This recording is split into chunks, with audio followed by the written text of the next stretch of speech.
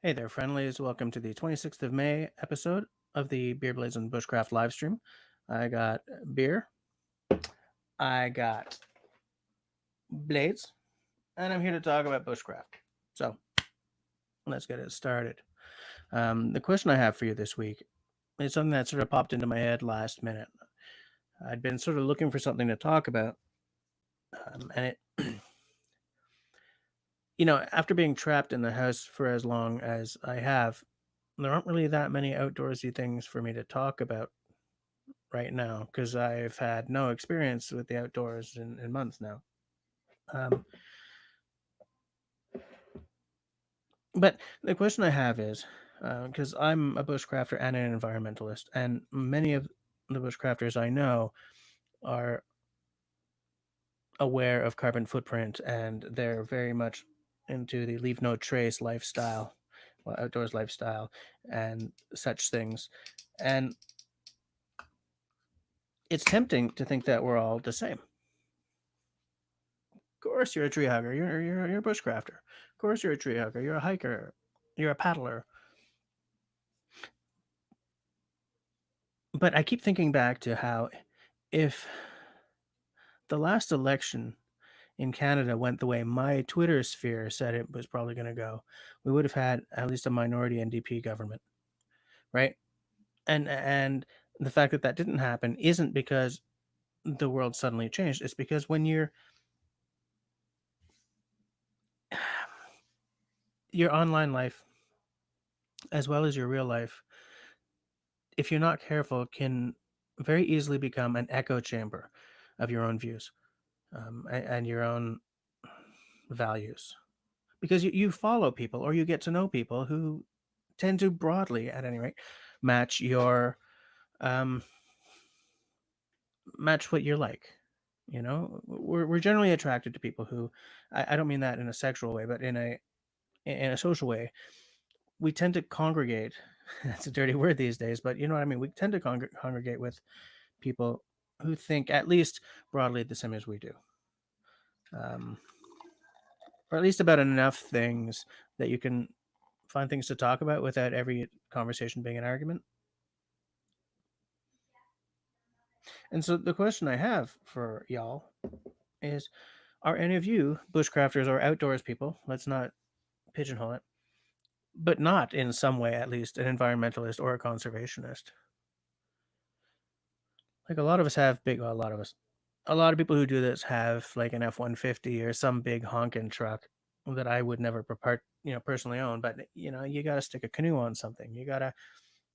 We all have reasons for having things like that.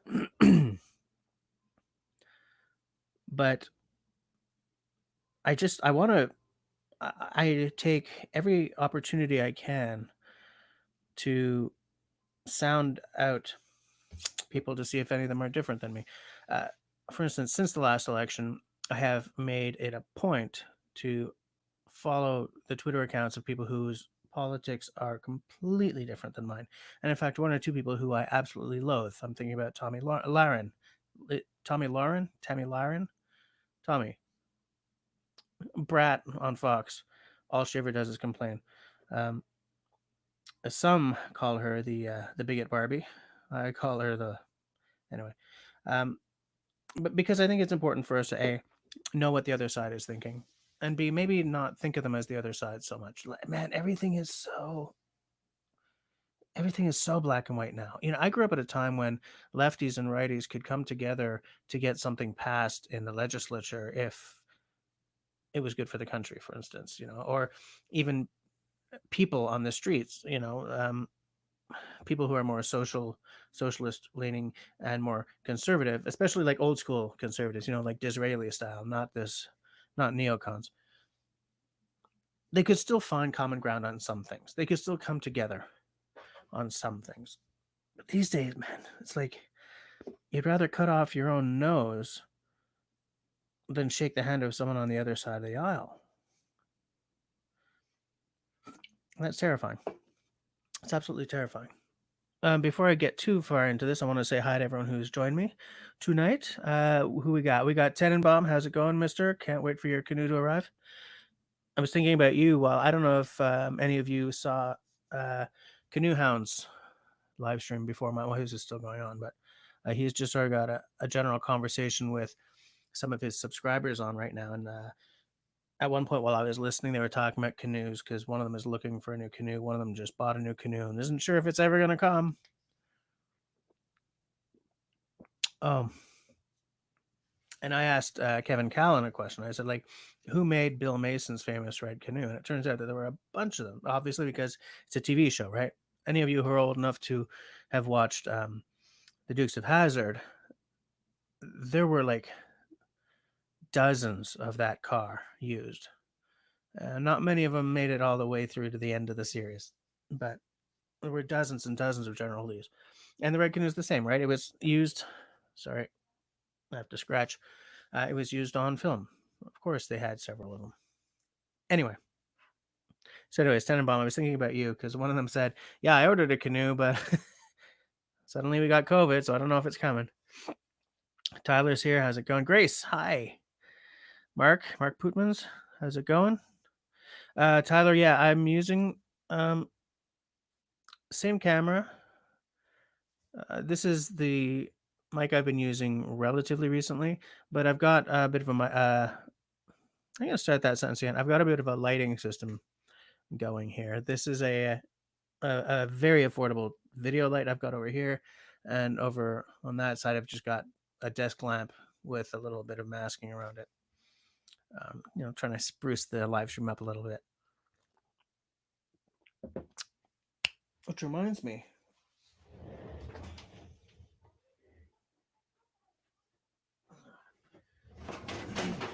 to help me spruce up the live streams a bit when I'm not doing panel discussions, my wife got me one of these, so that while when I'm in OBS, I can just hit buttons and change scenes. That'll be cool because it means that I'll be able to not be holding my phone up whenever I want to show you guys something. I'll just be able to tap a button and show the window. Did not have time to get that set up for tonight. And I think it'll only be usable on live streams when I'm not using StreamYard. What I want to do tonight is talk to you guys for about an hour or less, and then maybe open it up to anyone who wants to, to discuss. Simone's here. How's it going? Very interesting question. I think there's a lot of room for interpretation, both in the definition of bushcraft and yes, absolutely. Hold on, I'm going to show that. Tenenbaum, I think you're right. I think you're absolutely right. That's the thing, right? Everything is open to interpretation. We come at every argument with a really bleak view of how much nuance there is in a point of view these days. I'm old enough that I don't come to it with that. Everything is gray to me. Dark gray, light gray, medium gray, gunmetal. But it feels like that's a historical way to come at politics and environmentalism and art and everything. Oh, hey, Outdoor Dauber.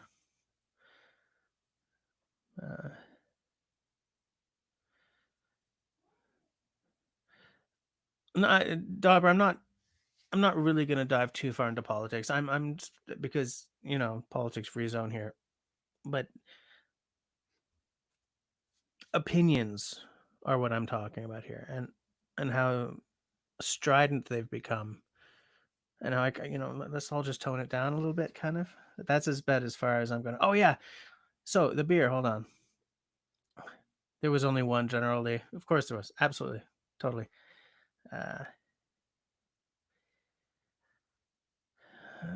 Hey, K-Bone, what's up? Hamza, man, where you been? Glad to see you. Okay, a lot of you are asking about the oppressive heat and humidity. Right now, well, this afternoon while my wife and I were working on getting the pool open, it was 32 degrees, but with the humidex, it felt like 38, which in freedom was, what did I say it was? 90, but felt like 100, I think it was. I'm saying, what did I say? Because I was talking about this with some of the guys on Signal earlier. But yeah, it's stankin' hot. I'm not loving it. Not loving it at all. The beer tonight, Dauber, is Stranger Than Fiction. It's a porter by Collective Arts, Art and Brewing. It's a company where the label is different across the cans. Like when I was in the store, there were 4 different labels for this porter.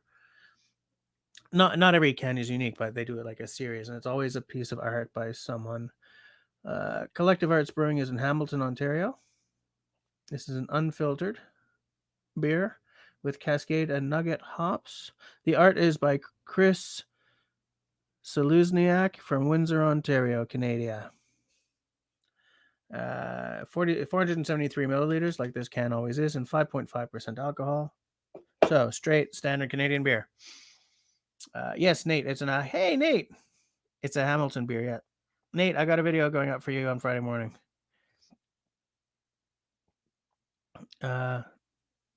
Just let me. Hey, Pine Martin's here too. Nice Pine. I was enjoying Canoe Hound's live stream. That it was a very different, little more scattered live stream than I'm used to from him. But that conversation about the canoe when I first jumped on when I first arrived in the side chat, I found very interesting. So yeah, we got a good crew here.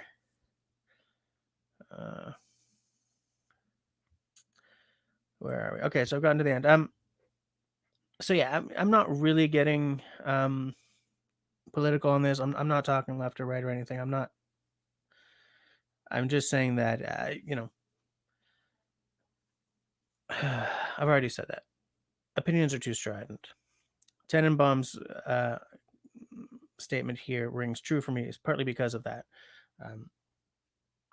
And I want to know, because as I said, I just assume that everyone's an environmentalist because we love to spend time in the forest and enjoy the natures for themselves rather than see them as a resource. What I would like to see is nature being monetized as a resource with its own value as a forest.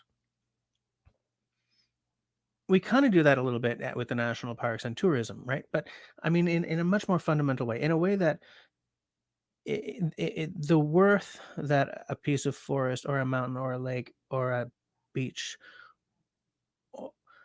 or a prairie have is inherent in its state as it is, rather than there's oil under that prairie or we can cut down that forest for wood pulp. The value has to be more than it would be as a natural resource. And I don't know how you would do that. I'm not, I'm not saying that here's how you do it. I'm just saying it would make sense to me, and it would ensure that our natural areas don't get, used for resources.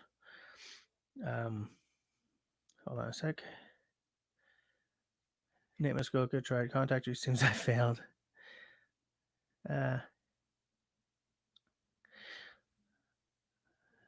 Martin, are you headed out for camping tomorrow morning, or are you working tomorrow morning? So my email, I've been doing curbside pickup by email, so I've been a little inundated. Nate, it's good to see you active in the on the retail side of things.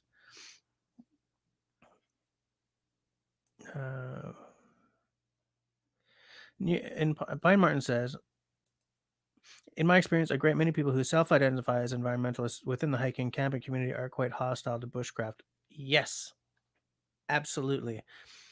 And I'm wondering if... Oh, you said something else right below. Hold on. Bushcraft is often seen by them as contrary to the leave no trace ethic. Okay. All right, let's talk about that then. Why would that be the case? Like, because when I leave, I mean, aside from the fact that I'm using standing deadwood or whatever for my fire, excuse me, Like, I try to cover up the fire pit. I try to take down everything I've put up. I try to leave no trace. Now, I know the leave no trace um, ethic itself is not universally adored, but um,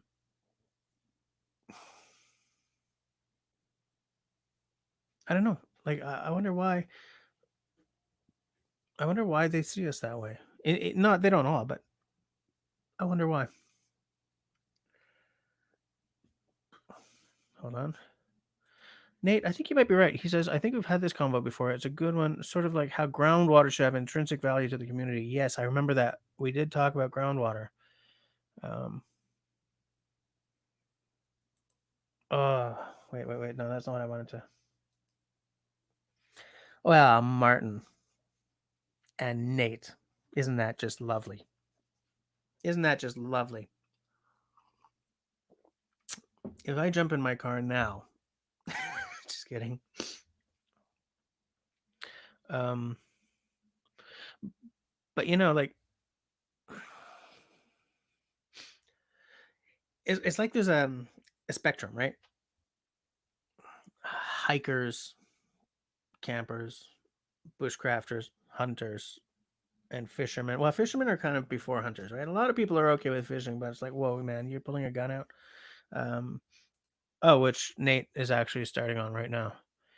Um, uh, you know, we all bring our own little worlds with us, right? And we each think that our own little world is the best little world. And so it can be easy to sort of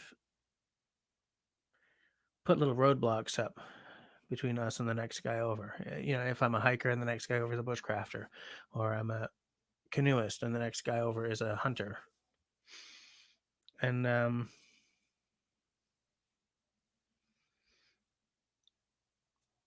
like when I go into the woods, I don't use like an ultra light gas stove. I make a fire. I see value in that on a spiritual level. It's you guys, especially Martin. You've heard me talk about this both in private and on live streams. The fire to me is more than just warmth, more than just cooking. The fire to me is like there's a soul healing aspect to a fire in a forest, more so than in a wood stove or a fireplace. A fire surrounded by greenery and the sound of birds and just the smoke going up into the sky. I get that. I get that deep. I get that fundamentally. And I don't get that if I pull out my little Primus, my little Swedish stove, screw on a little gas bonbon there, whatever they're called in English, put it down, light up a tea. I don't get that from that. That's just you know making a cup of tea or frying up an egg. There's none of the poetry of being in the woods and enjoying nature in that to me. It's a lot easier than trying to make a fire, especially if it's a damn day out. But that's not what it's about to me. I also see that using standing deadwood to make my fire, using wood to make a shelter. These things. Maybe using leaves and twigs to make a bed. All these things help make me feel more connected to the nature around me. I can flub that one into a tent or a hammock, but um,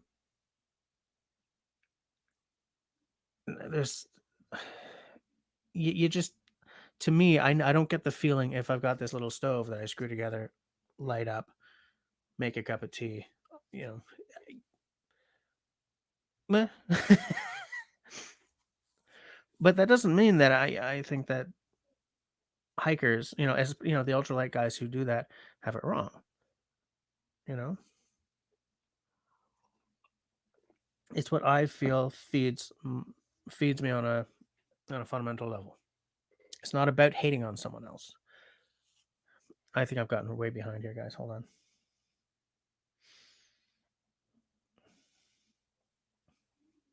Oh, I'm way late. Sorry, guys. Hold on.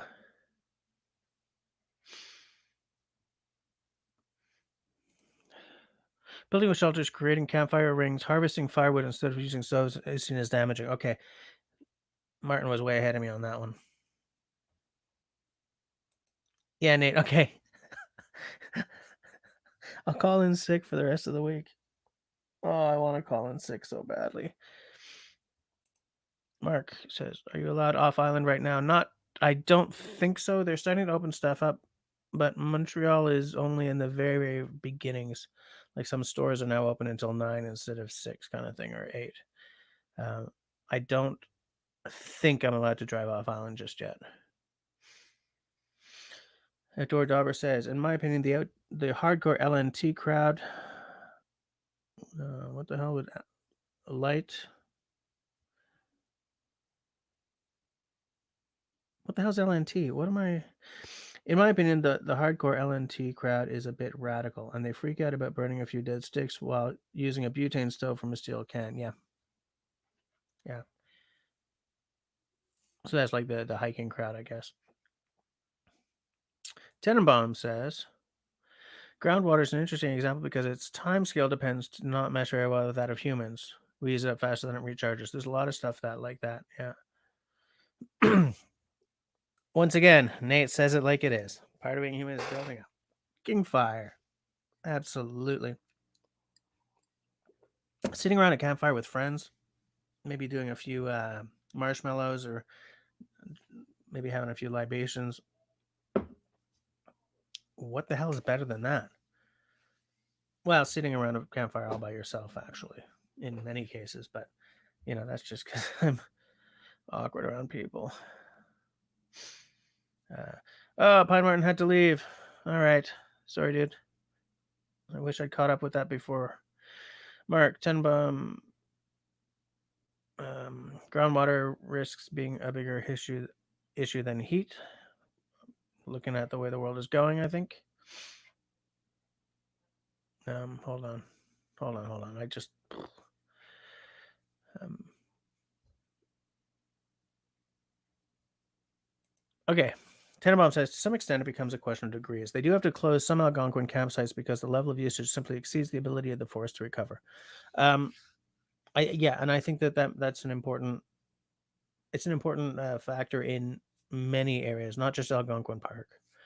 Um, even in farming, right? You let that field lie fallow for a season, and you sort of you rotate your crops and everything because you need to give. Sorry about all the scratching. I haven't shaven in a couple of days, and it's driving me crazy. And I'm really tired and headachy, which is why I'm blinking and blinking. Sorry about that. Um, even farming works that way, right? I'm sure if Quebec Homesteader was on here right now, she'd say the same thing. Yeah, we let some areas lie fallow for a season while we work on the others because that's how it regenerates. It makes perfect sense to me that especially wild camp areas, it, you just need to close some of it off. Well, I don't know if that actually works that way, right? If you're crown land camping, for instance, but it makes sense to me that at a place like Algonquin Park, where there are so many people going, that they would have to close off parts of it every now and again.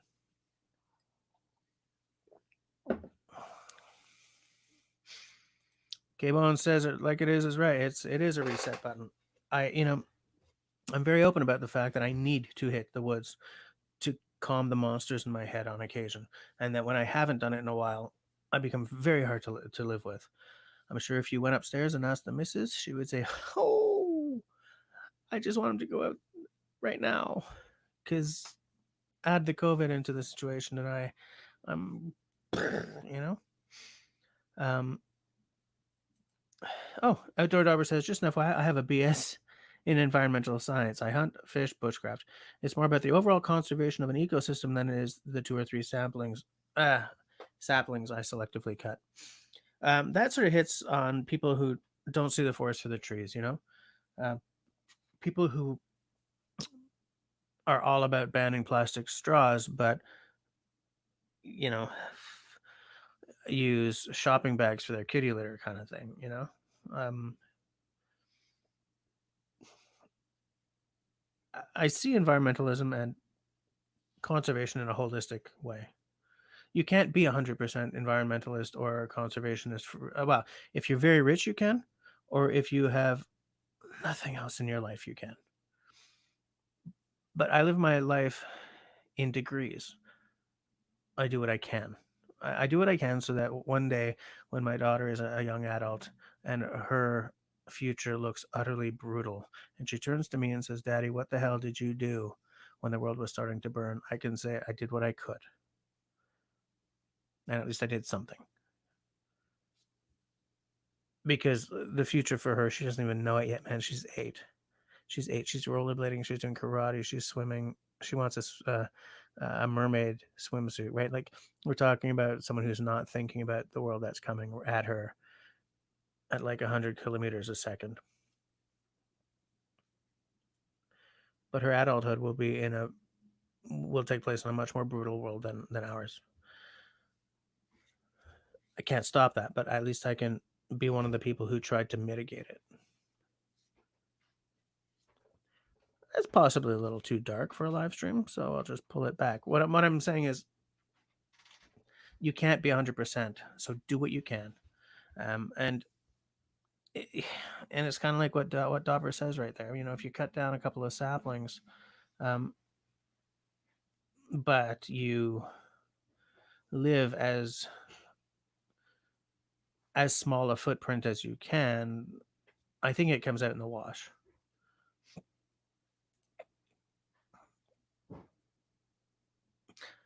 Okay, Mark says you can get a stove making tea in the bottom of your canoe. Try that with a campfire. I wouldn't even do that with a stove in my canoe because I'd be afraid of the stove knocking over and burning my canoe to the water line. Because that's the kind of thing that happens to me. Okay, everyone's saying leave no trace, which is true. Hike with Mike's here. How's it going? Oh, okay. LNT is leave no trace.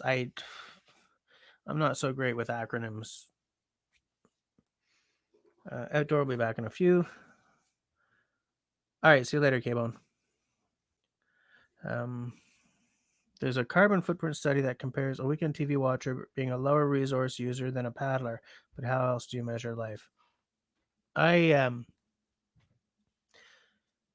That's probably right in terms of the paddler having to go to the forest and go to the lake, right, and drive there and everything. Um, the thing is, that hints at a much larger lifestyle thing,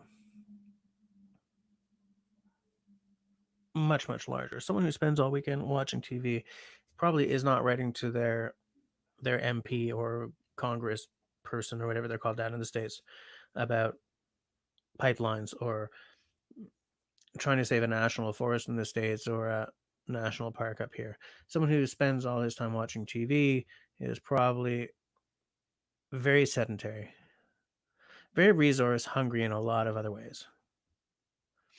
Whereas someone who likes to get out there and hike and paddle, an entire weekend spent in a tent is a weekend not sucking electricity through the box in the living room. Because TVs can be expensive to run, a lot less now that they're all flat screen. But at the end of the day, you know, TVs are not a resource negative. Like they're not zero sum, and they're not like carbon neutral or negative, right? There's, especially if you live in an area where your electricity comes from a coal fired plant, that really kind of skews the numbers a little bit, you know. Um, You know what? It's funny if Outdoor Dauber comes back. He has an aluminium canoe. He's got a Grumman, I think it is. I just keep seeing because I've been in an aluminium canoe, but I was a kid. And it was a sunny day. I just felt this like this glare. Dauber says that it's pretty matte inside his canoe, so maybe I'm not remembering it absolutely clearly, but I just remember like this sort of glare and the heat coming off the canoe.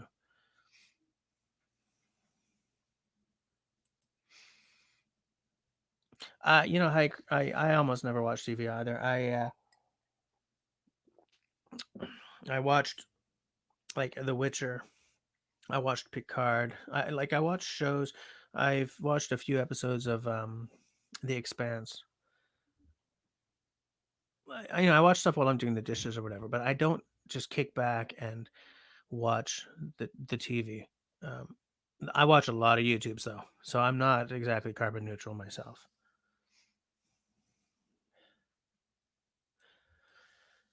And in an ideal world, I would watch way less because I'd spend way more of my time in the woods or on a lake. But to me, I want to live my life in such a way that the natural resources, in the way I was referring to before, in terms of intrinsic value for a forest rather than value as a natural resource. I care about these areas because I enjoy being in them and because at the end of the day, they're the air supply for the planet. If we're going to put a little bit of a selfishness thing on there, you know, um, if we take out all the trees and pollute the damn oceans, there ain't a lot of air supply left.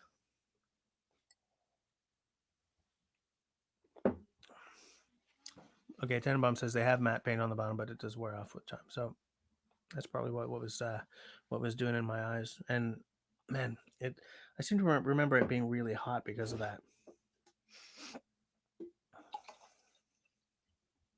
There we go.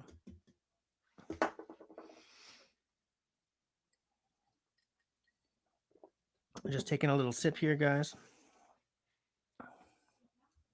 But like, I'm not strident about my environmentalism, right? I'm not like a new school lefty kind of thing, where I don't want to hear what you have to say if you're on the other side of the aisle from me. I don't want to. I don't want to burn conservatives to the ground or anything like that ridiculousness. Um, I think at the end of the day, we all need to really come together to keep to keep our opportunities for seeing the woods and the lakes and the mountains intact. I think we need to get past the way we just look at each other nowadays. And look, if you like being in the forest, then you and I have something in common. If you like sitting in a canoe, then you and I have something in common. If All right, see you later, Nate. Chances are, if you like to, shoot your own food, you and I have something in common. You can build on that. You can absolutely build on that, and you can care about the forest and the waterways without being a straight up tree hugger. Like, there's no patchouli stink around me. Okay, I don't wear tie dye. I'm not free love or any of that hippie stuff. My parents were hippies, but I most definitely ain't. And it's when just normal Joes like me talk about preserving what we have that it becomes more possible to get something done, because it's not just some fringe hippie who's saying, save the forest, commune with nature. It's guys with jobs and cars and swimming pools who are saying it. That changes the tone of the conversation. um, and I think that what you need to remember in cases like that is, sort of lost my train of thought. I'm just remembering, I saw an interview with a guy who had put solar panels all over his house. And the interviewer said, "So you're an environmentalist?" And the guy said, "No, not an environmentalist. It's just the local plant here or whatever is." I think it had to do with self sufficiency. He was like, "The power's always going out. the prices are going through the roof. I can control what I got and what I use now, you know? And so it's when it's not an environmentalist buying solar panels, but it's a regular Joe who works in, I think he wasn't blue collar, but he wasn't far off. I don't know what he worked in, but he was he was a pretty macho dude. That's when it's possible to start, that's when it's possible to start moving the goalposts a little bit. That's when, it sort of starts to take over into the realm of possibility. When it's not just patchouli stink talking about stuff like that.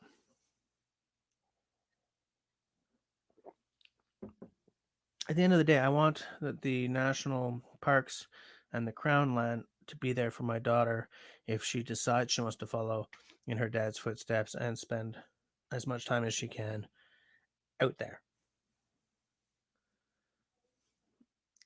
Campsites are not good enough for me. It's all I get these days because I'm in a family way, but a campsite is not the same as a full on wild camp. Um,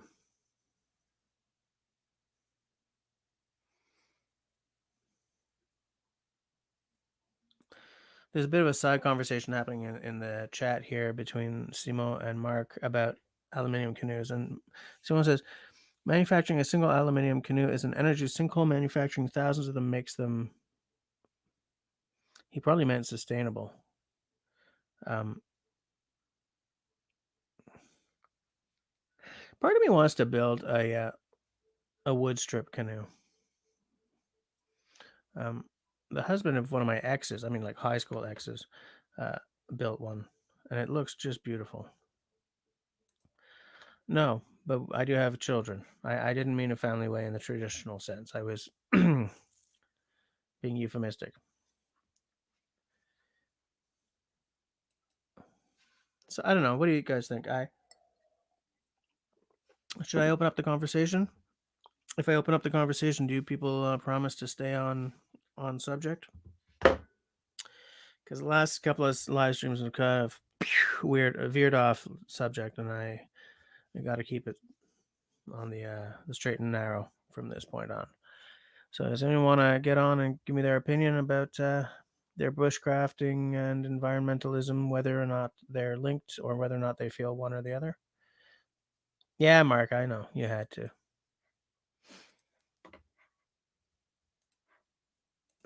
Because I think I'm going to open it up. I mean, you guys have heard enough of me just blithering on.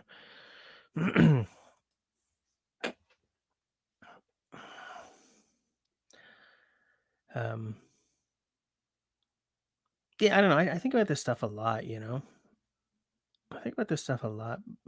I thought about it even before I had kids, but now that I have kids and I look at the world that they're going to grow into, it just, man, sometimes it keeps me up at night. And it's funny because, the baby boomers are like, I've gotten to the age I am now, and I don't want like David Suzuki telling me how to live my life. And okay, but you're all going to be dying soon enough. That problem will solve itself. It's a terrible way to put it, but at the end, what I mean is, when you get to a certain age, teaching an old dog new tricks becomes very hard, and you just gotta kind of wait for attrition to lessen a segment of the population. Um, yeah, my generation, Generation X, in some ways were the worst because we saw what was going on. We know, and we did nothing because we were too busy being Generation X. I kind of feel that millennials are where the hope is, and millennials aren't kids anymore. By the way, they're in their 30s now. Um, well, it depends. There are two phases of millennials: those who came of age during 2008 recession, and those who are a little older. Um, Austin, yes, I definitely want you on this.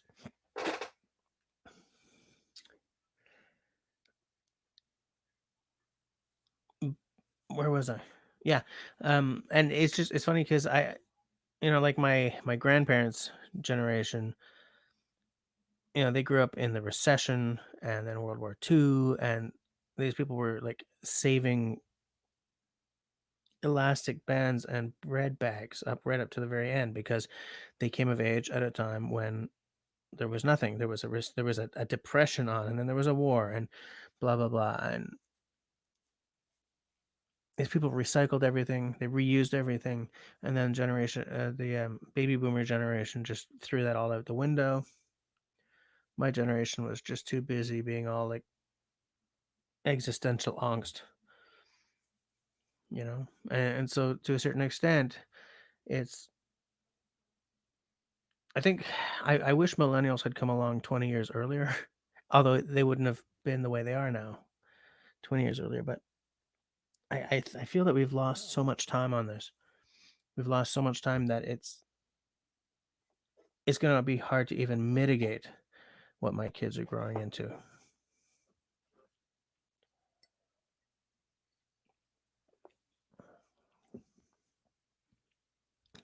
So I hit the woods and calm my head. I do what I can, and whenever life gets just too damn hard, I hit the woods and I calm my head. Take out one of these babies, whap some wood, make a little fire, drink a little brewski. That's what I do. Reseat myself so I can get back to it. And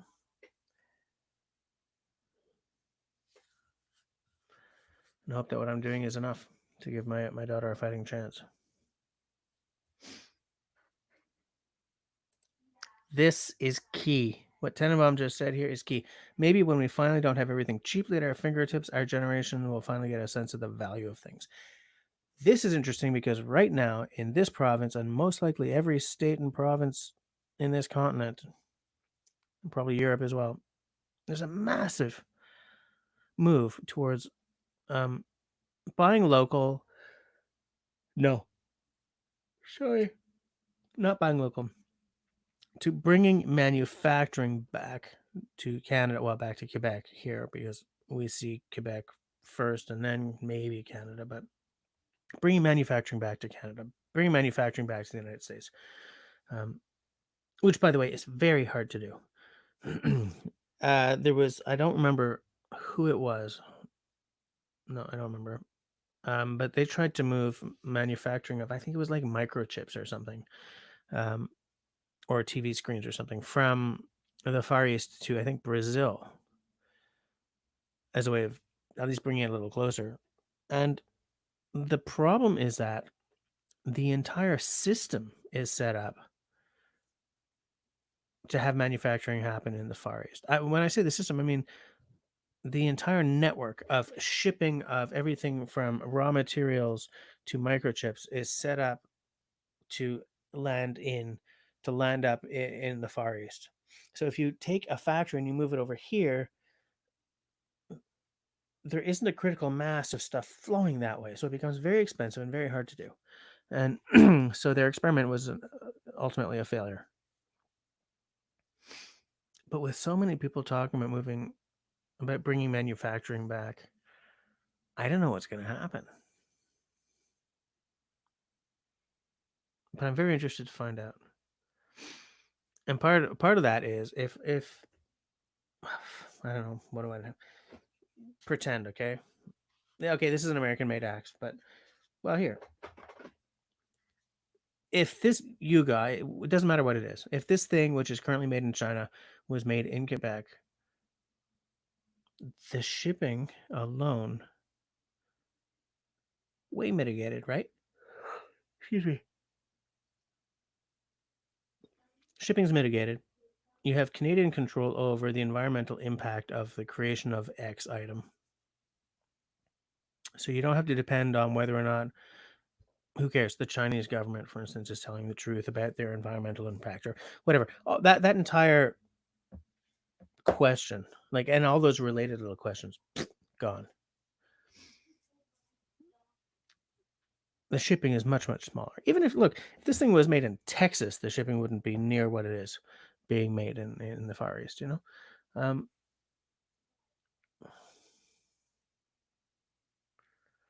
like, just there, you're helping things. And I'm not one of these guys who's like made in America or bust or made in Canada or bust or anything like that. I think that, globalism has been good in some ways and terrible in others. But I don't think that Chinese made is automatically garbage. Chinese made for stingy Westerners is garbage because they're trying to hit the lowest price they can. That's all I'm going to say about that. Um, but the thing is, what Chinese manufacturing has done is it's made us expect a $10 t-shirt. Whereas if your t-shirt's made in Canada or the United States, it's a $30 t-shirt. And you have to become used to spending $30 on a t-shirt to really help change the world that way. Hold on.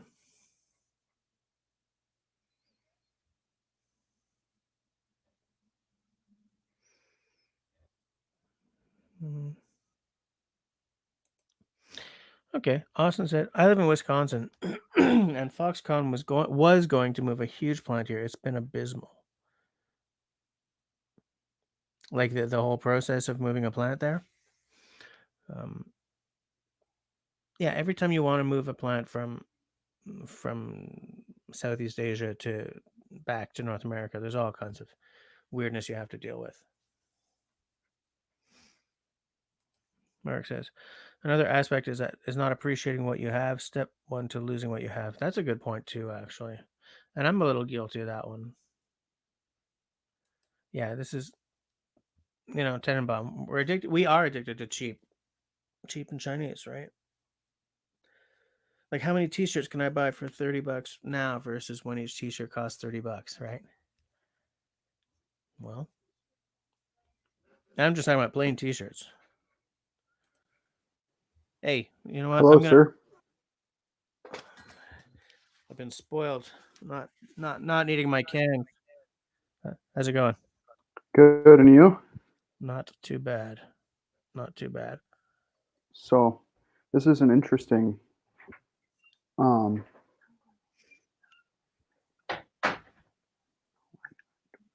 I'm doing this right now. Okay, it's fine. Thanks.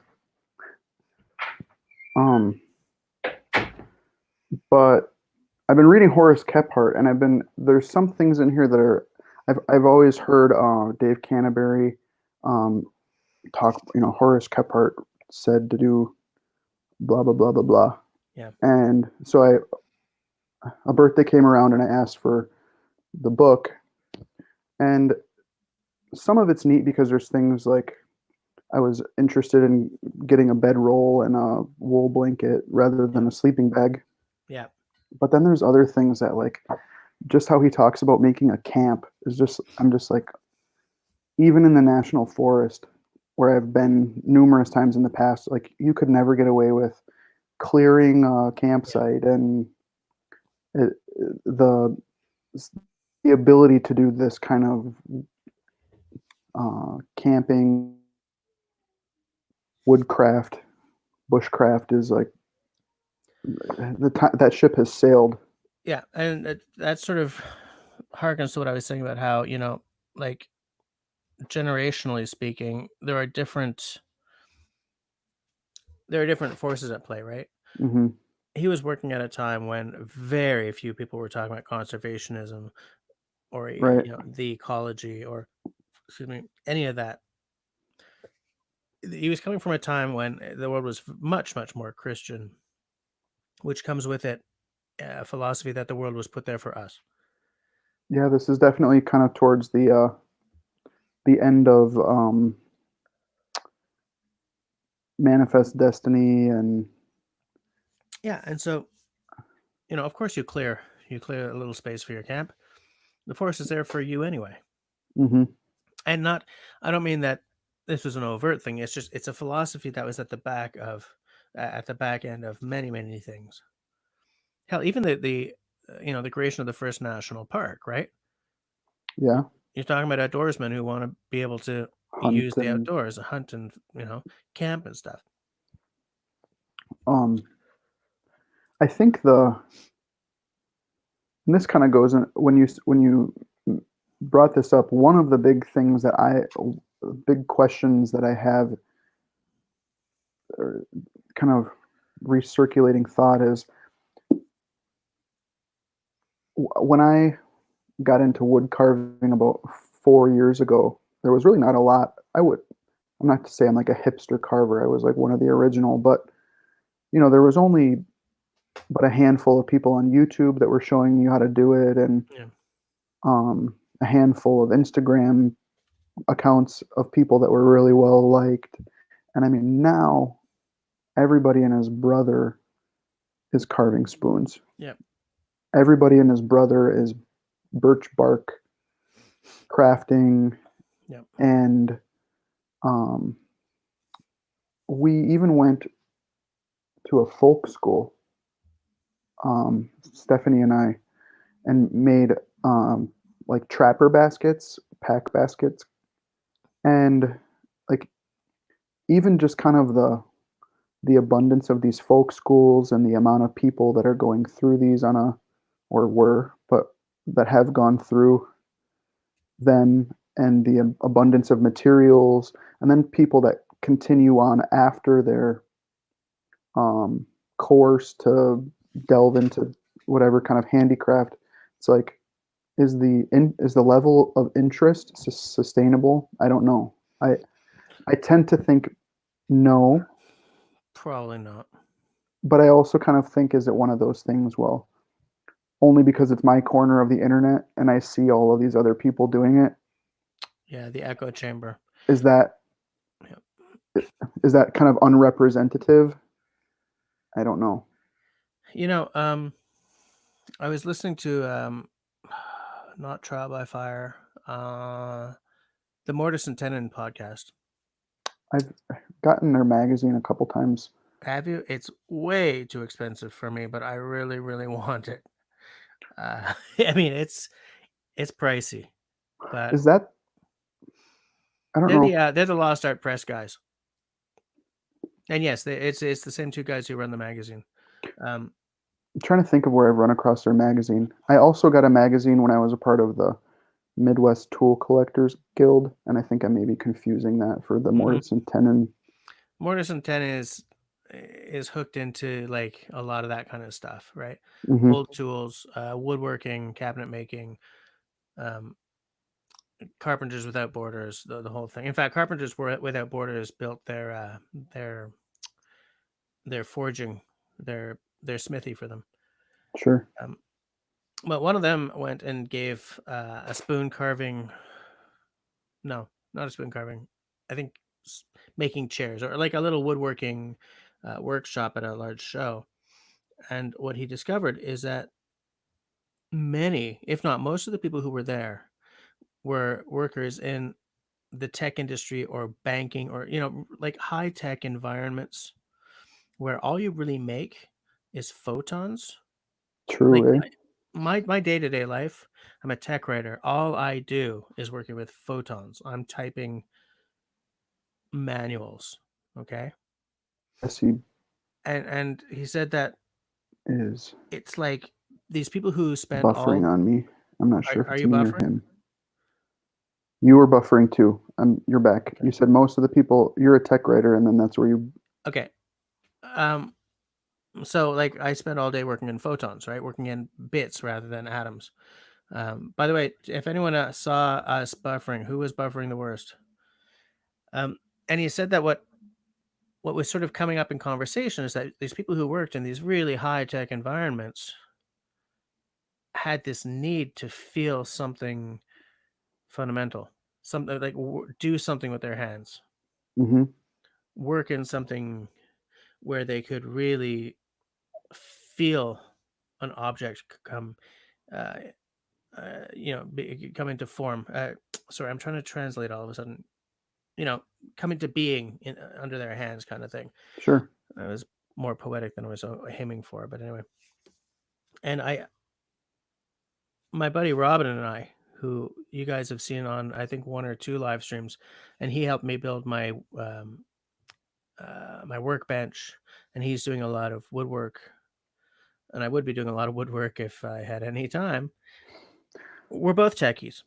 We both work in photons all the time, and we both need the smell of wood shavings. We both need the feel of a finely sharpened plane skating across a piece of wood.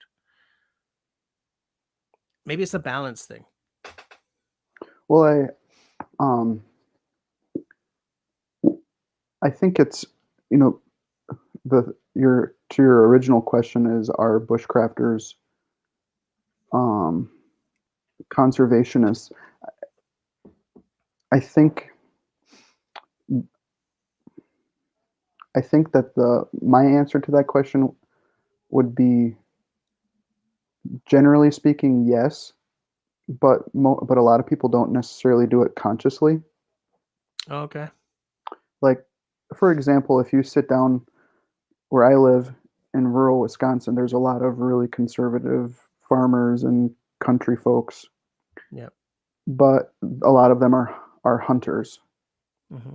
And if you talk to them about deer hunting, well, they want the land preserved in a way that's going to groom, they might go out and blast coyotes, Yeah. and um, you know, they might not want um, to shoot the young bucks, all in an idea to cultivate the best game.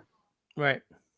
And but if you would ask them if they would vote for a politician who supported conservation Yep. policy or something, um, they might not necessarily They see eye wouldn't to vote eye for with you him. initially. Yeah. I feel that people don't tend to always vote with their own best interests. That's true. Um, I think that people get ideas of what other people stand for rather than finding out what they really do sort of stand for. I know a lot of people who've been like boom, boom, boom, boom, and at the end of the day, they're both backing different shades of the same color. And if you look at it from specific angles, Hmm. versus there are veterans in Canada who will never vote NDP and keep voting Conservative because the Conservative Party is very good for soldiers, but terrible for veterans. And the NDP is not great for soldiers, but is great for veterans, Interesting. right? But you grew up with a political view, and this is as political as I want to get in this, right? But Fair you enough. grew up with a very specific set of glasses on your face, and even if your life changes, i.e., from soldier or sailor or airman to veteran, who may then need services that the conservative side of the political spectrum doesn't want to give, you don't you don't shift because of that unless something very substantial happens to you. You know, um, so of course I absolutely believe what you're saying about these sort of very conservative farmers and guys kind of Trained being in. conservationists, but wouldn't vote for, I don't know who's on the left in the states. Is that the Democrats? For a Democrat who agrees with everything they say because of the political spectrum thing, you know. And I think that the sort of the unconscious conservationist in many of these people is both a source of hope and kind of a frustration. Jesse, I lost you at the beginning of that thought. Did you? Did everyone? Did I buffer? Did somebody I buffer? think I think I did briefly, Okay. but I heard you saying that. Well, it's interesting that we the gist of it was that uh, the unconscious conservationist that you were talking about in Hmm. the guys is both a source of hope and kind of a frustration because of what I was saying. Right? Yeah. It's I think it's kind of trying to find a way to, like you said, or to only go so far with the politics of the discussion. Yeah, But it's hard to stay away from it on this kind of subject, but it is. Um, I think I think a really kind of important thing that um, was nice for me that kind of changed my perspective in in growing up. Kind of, I would say I grew up conservatively, but when I when you began to appreciate, like, see the forest for the trees, or more so see the trees for the forest, go out and this is a white cedar, and Right. this is a goldenrod, and this is um, a bloodroot, Yeah. and um, and see the forest for more than a like entertainment, but and I don't know if there's a way to teach that. If there's a way to Yeah. um, try to instill in people um, a sense of ownership, Hmm. and I think that's kind of a hard thing in conservation generally. Is that um, it's if you don't feel like you have a sense of ownership, then what duty do you have to be a part in its Yeah. preservation?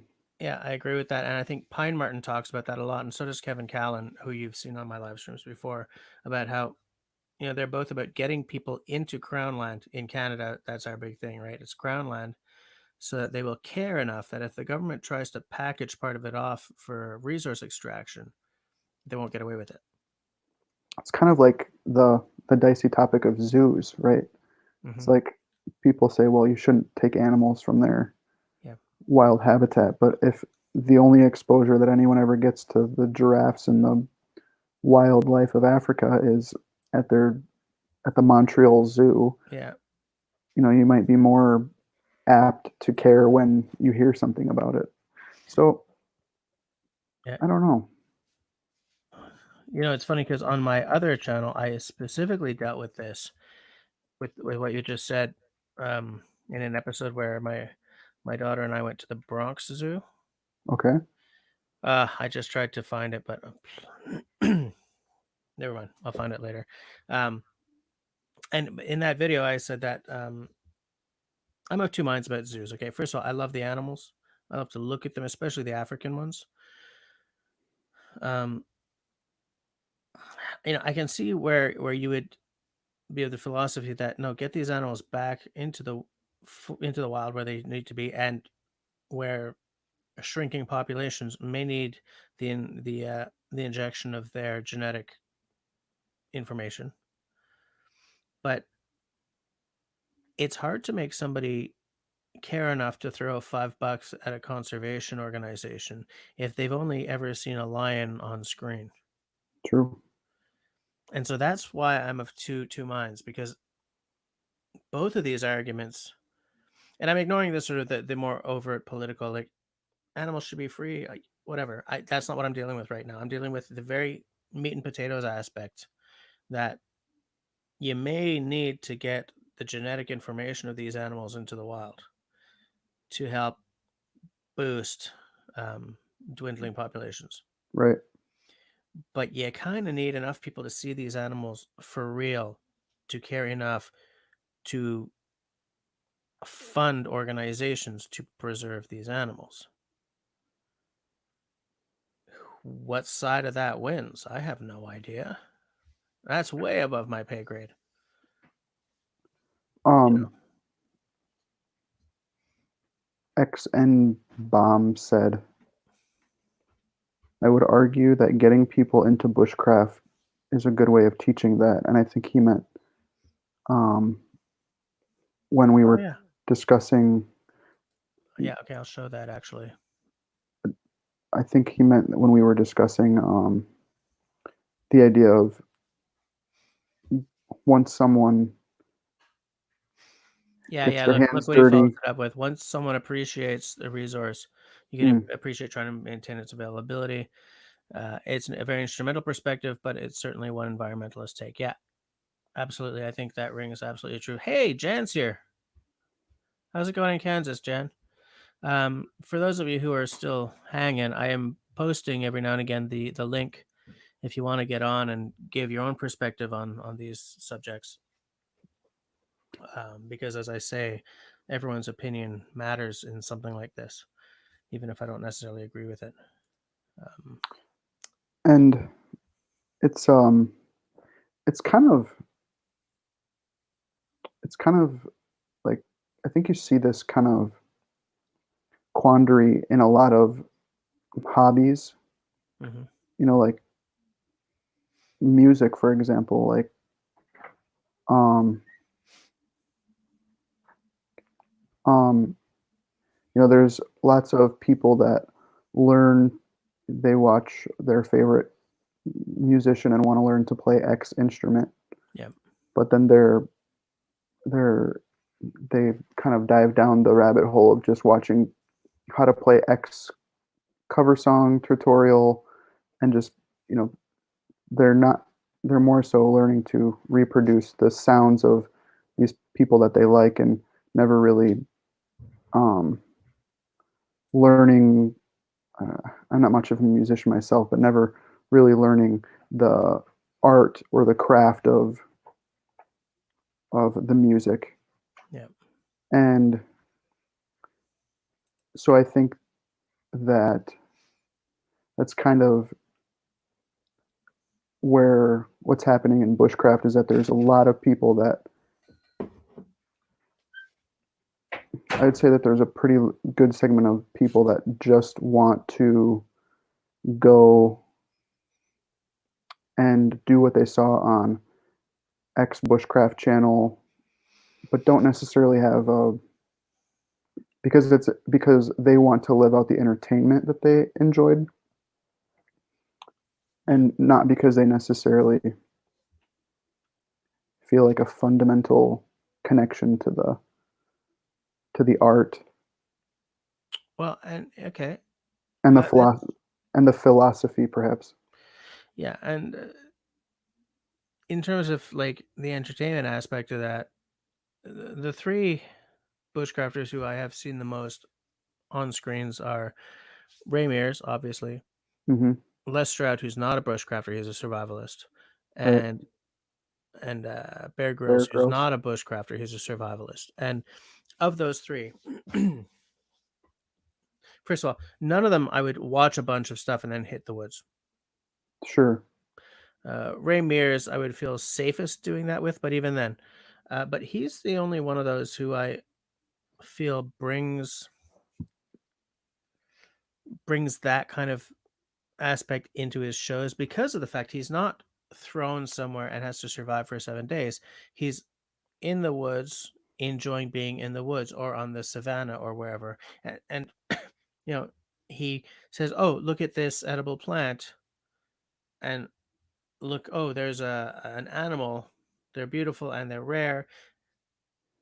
Look at the beauty and of this landscape, right?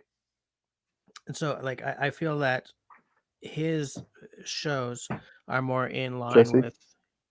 Are you buffering again? is it Hey, me or you? it's you. I'm pretty sure it's you.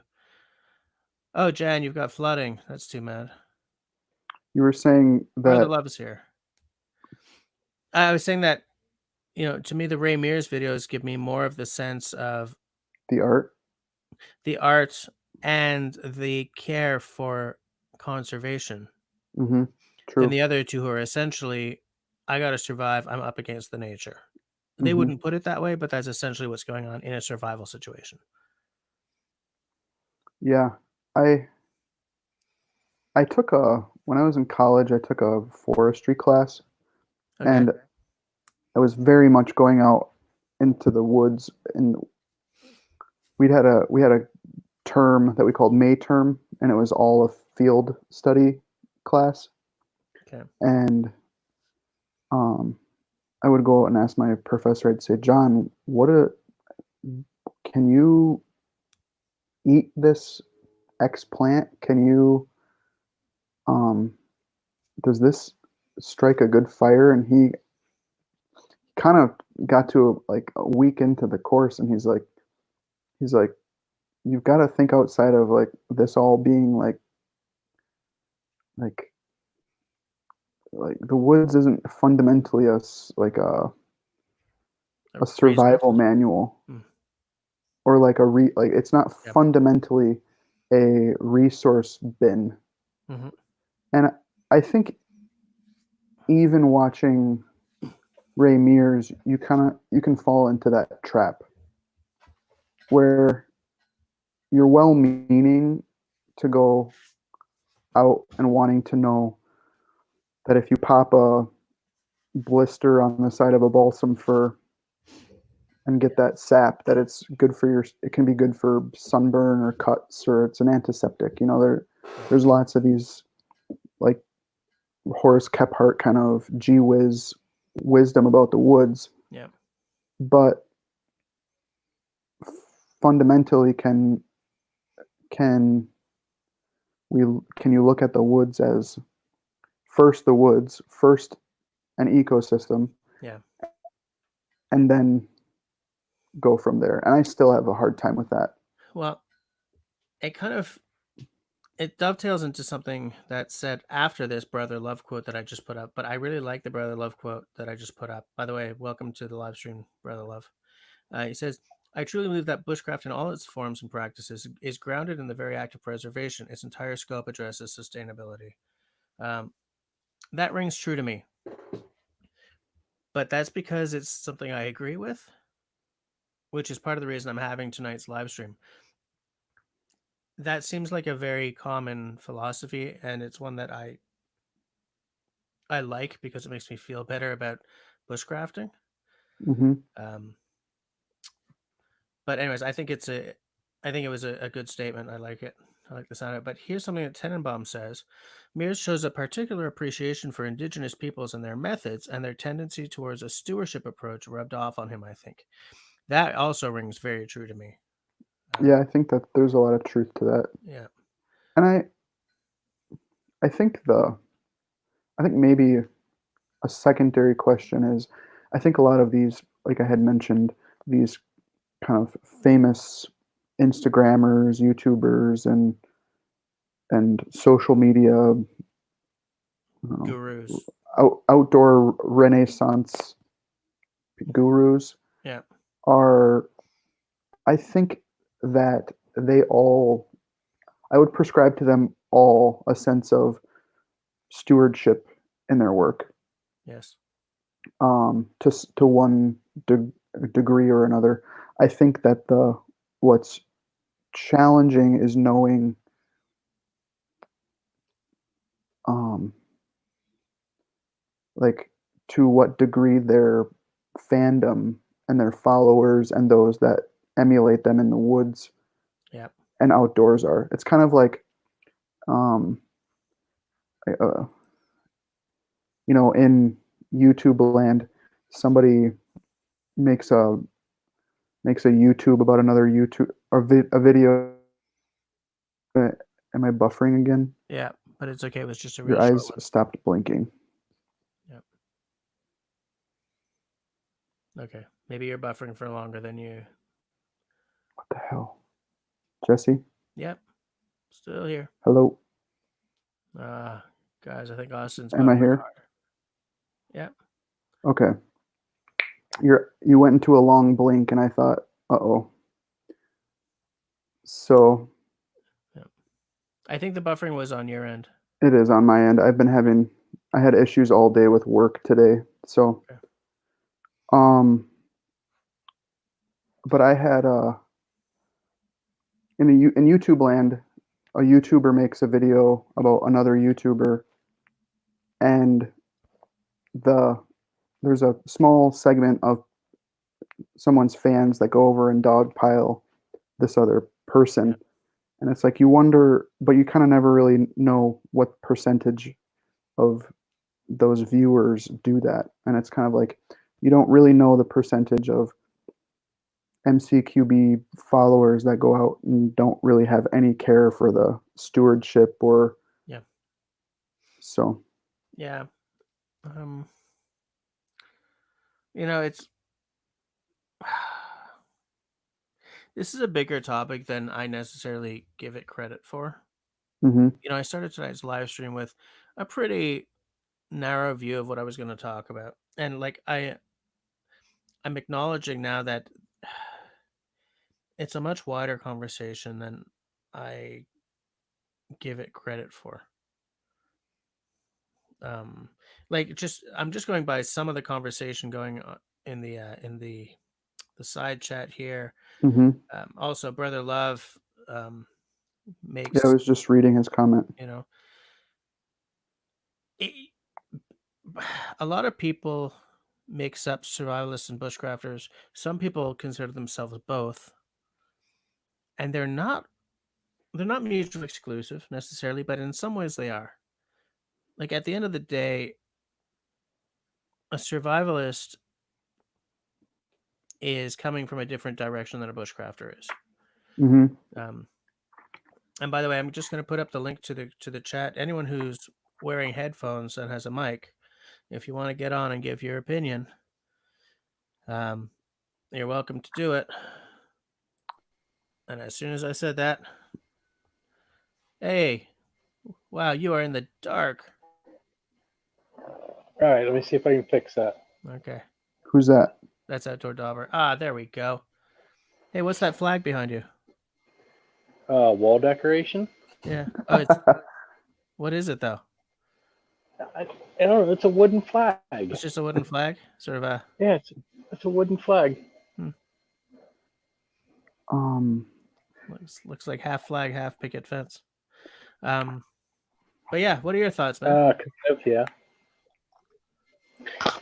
So I posted earlier in the chat that I have a bachelor's in environmental science.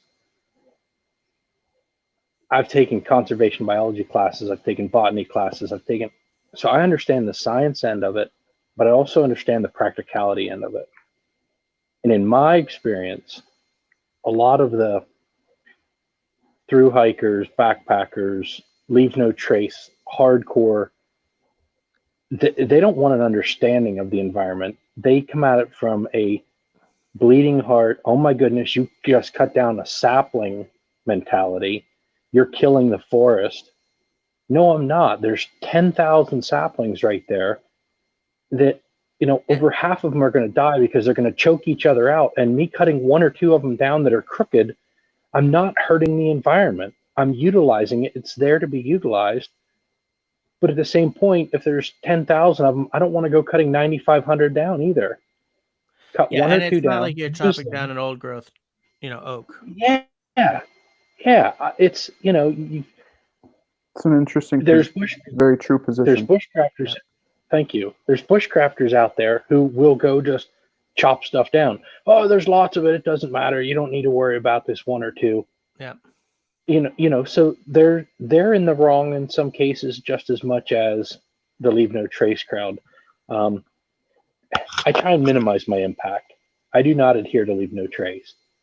Um, cut a sapling down. It's okay. Now, don't cut down, an American chestnut sapling. Cut down a birch sapling when there's 500 of them. Yeah. Cut down a striped maple that is basically an invasive species. Pick and choose what you're using, and at the same point, I'm not totally busting on people who use canister stoves. You want to use them, that's great. But I don't think that somebody who uses a canister stove can look at that and say they're being more environmentally conscious because Right. they're not burning some dead sticks. Because there's mining that takes place, there's drilling that takes place, and you've got to look at things from the big picture. And way too many times people look at it from, you can't see it from my backyard.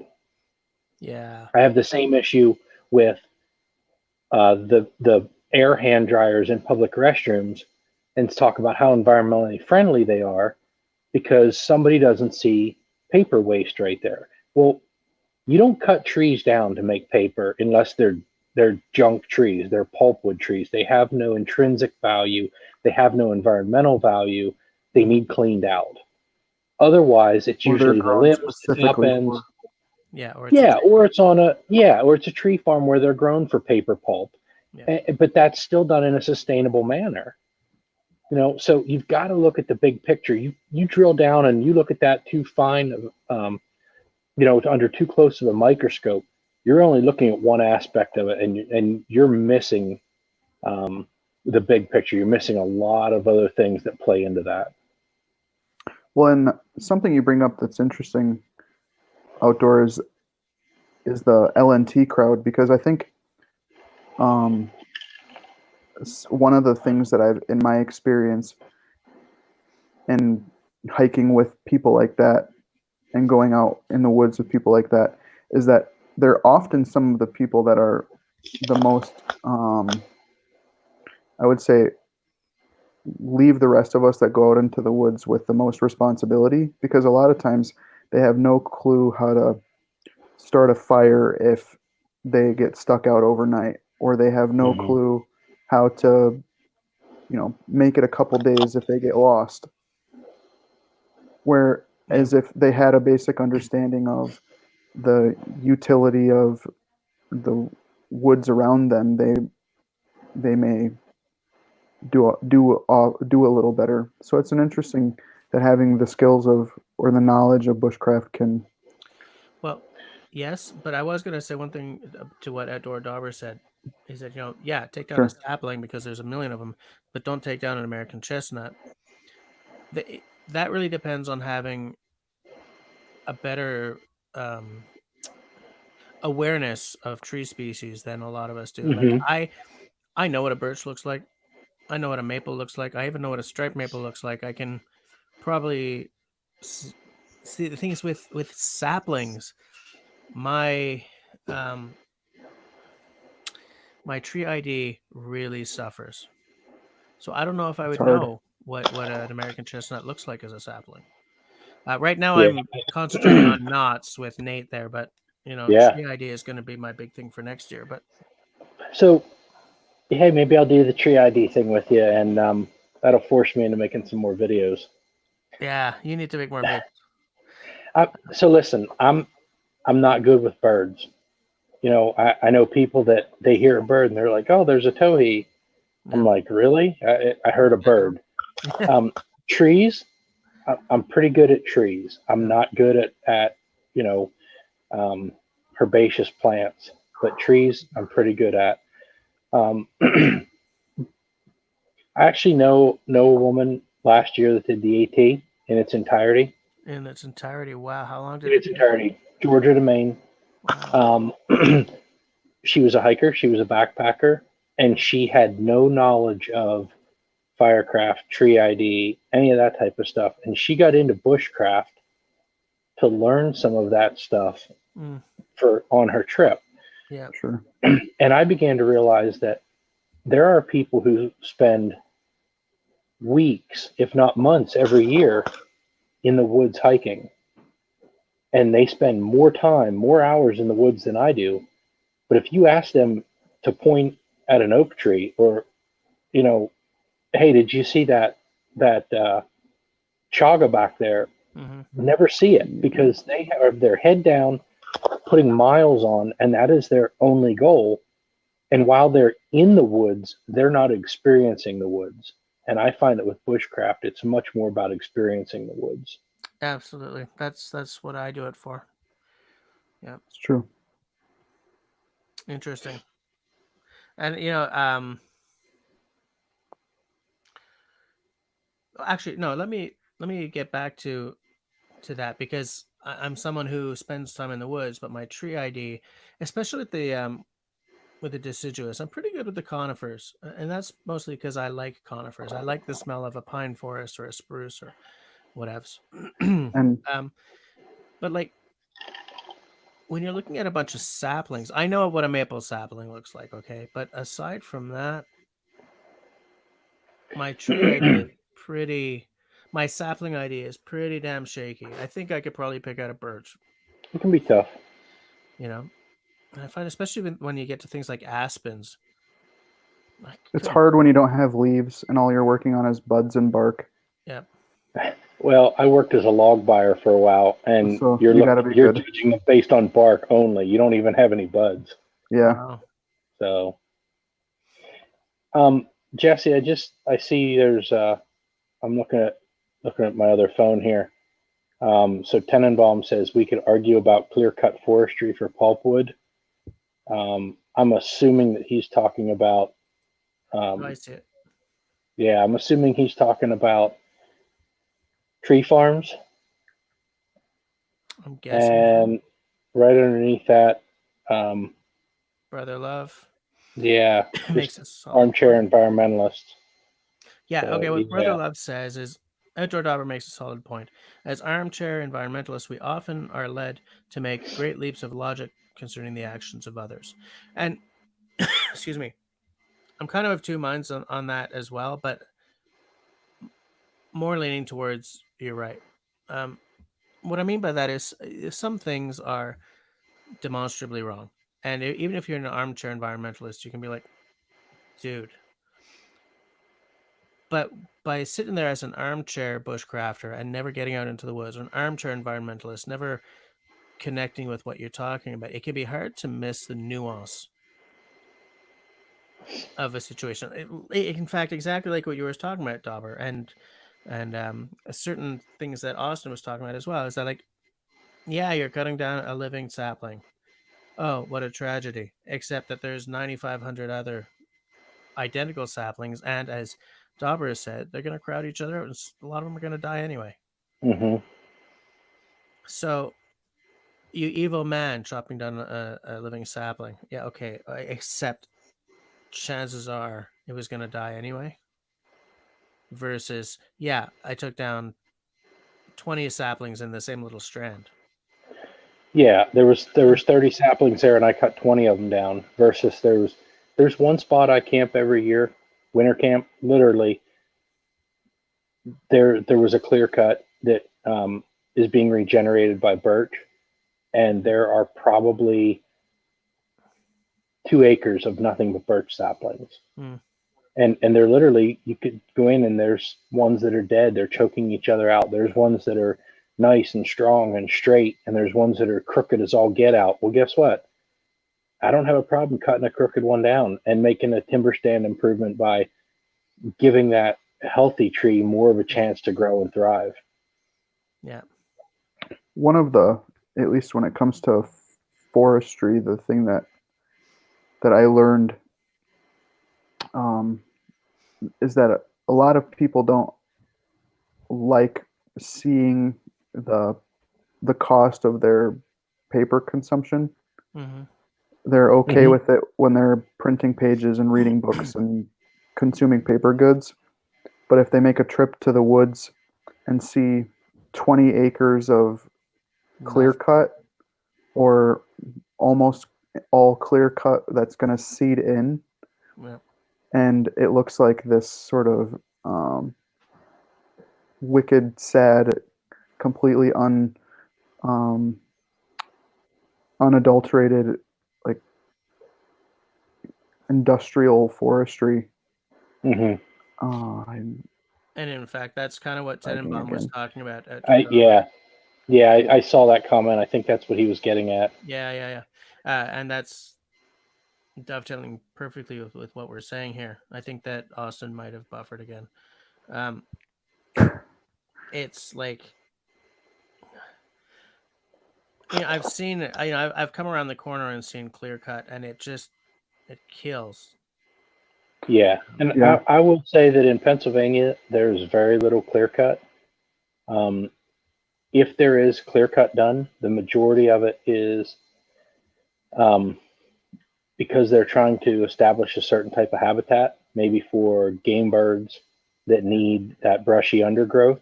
And Mm-hmm. so they're eliminating the mature forest. And there might be a 2 acre clear cut. We don't have, 20, 30, 50, 100, 200 acre clear cuts in Pennsylvania. In fact, Pennsylvania, we actually, there's more trees planted than are harvested every year. Nice. Um, so, there's a big um, conscientious movement there to maintain it. And when trees Right. are cut, they need to be replaced. Yeah. Well, yeah. Um, one of my nieces works in tree planting out in Alberta and British Columbia. you can make good money doing that. You sure as hell can. But they're essentially replacing forest with monoculture out Hmm. there, right? Because what they're doing is they're planting trees that in another 10 years or 20 years will be taken out again. So they're replacing old growth forest with essentially monoculture. And one thing that we have learned, one thing that we absolutely know is that when you replace natural habitat with monoculture, you're begging for a disease to come through and kill everything at some Oh point. yeah. You know, you're begging for pine beetle to take out entire forest because that's all you got growing now. Right. Ash borer to, because pines and ash are both good lumber trees, right? So you end up. Yep. So if you've planted an ash forest and along comes an emerald ash borer, okay, it's not only reducing your company's monetary intake, it's also, look, you replace an old growth forest with monoculture, you're changing the ecology, you're changing the other plants, you're changing the animals, you're changing the insects that can grow there, right? You're fundamentally changing that landscape. And then if something comes through and kills off the tree that you have decided to monoculture plant, you're killing that entire area all over again. Hmm. I'll also interject here, um, and I don't think you're using it specifically, Jesse, but I do not support um, deforestation of old growth areas. Hmm. Mature hardwoods, mature forests Yeah, are one thing, but true old growth, we don't have any in Pennsylvania. Um, you used to though.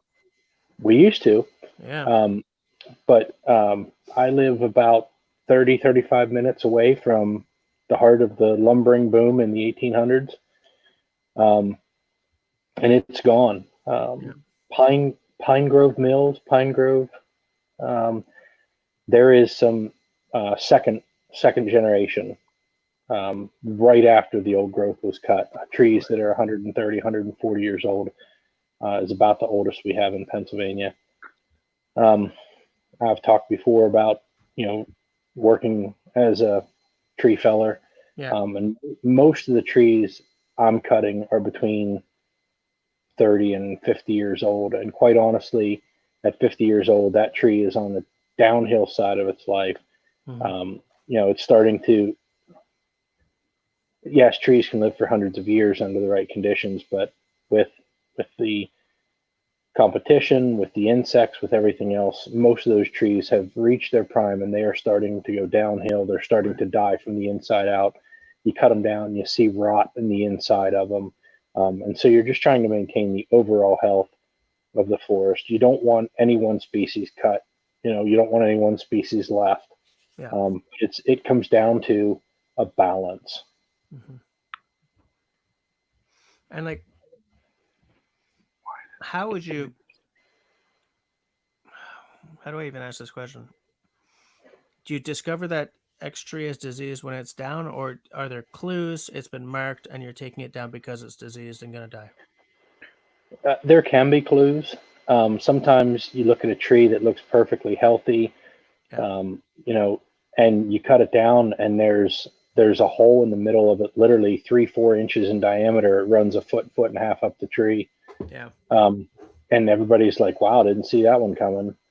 Um, but there's clues, and sometimes just familiarity with an area yeah, that, oh, we cut on this ridge before. We know what these trees are going to look like, as a general rule.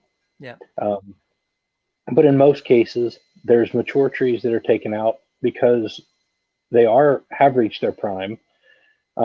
Sometimes there's trees taken out, like I said, with a timber stand improvement. That Hmm. there's some trees in there that are just junk. They're never gonna mature. They're never gonna, have a positive ecological impact. Get them out of there. Don't let them be taking up the nutrients and choking out another tree that could have more value. Right. Well, and that's kind of a was a when I took a couple of forestry classes, that was kind of the end question that a lot of us had was like, you know, there's a handful of places up where I live here in Wisconsin and far north Michigan that most of them saw the great cutover in the Hmm. 1880s, 1870s. There's a town not far from where I lived called Grandview, and it was called Grandview because you could see Lake Superior, which was 20 miles away, and it was only that you could see the lake because all of the forest had been clear Forest was cut. cut. Right. Yeah. And now you couldn't even think of seeing the lake from there. Yeah. But um, and there's a handful of places that are preserved old growth only because they were drawn out on accident on some old logging maps. Right. And I completely agree that those places should be preserved. It's just an interesting question is like, well, we're here now. Mm-hmm. We have most of our forest is monoculture. Yeah. And if it's not monoculture, it's only that way likely by accident because things came in and grew afterwards. And so I don't know, it I think there are things that we can do selective harvesting and whatnot to try and I think selective harvesting is how forestry is generally done in Quebec now. Like, I think I've read this.